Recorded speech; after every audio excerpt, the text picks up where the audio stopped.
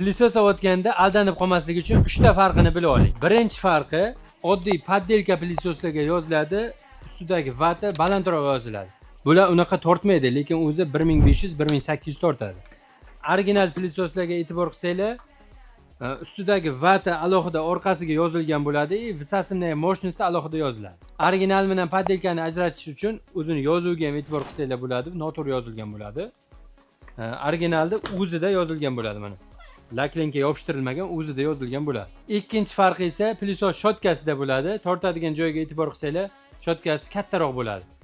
Oddiy pilisoslarga esa tortadigan joyi kichkina bo'ladi. Shunisiga e'tibor qilasiz. Uchinchi farqi esa pilisosni orqasidagi filtriga bo'ladi. Original pilisoslarda o'ziga mana bunaqa HEPA filtr qo'yiladi, chang chiqarib yormaydi. Oddiy pilisoslarga esa oddiy machalka qo'yilgan bo'ladi. Bu chang chiqarib har xil allergik kasalliklarga olib keladi. Keyingi videoda qaysi texnikani farqini solishtirib berishni kommentariyada yozib keting. Aldanib qolmaslik uchun bizning Instagram sahifamizga obuna qiling. Foydali videolar faqat sizlar uchun.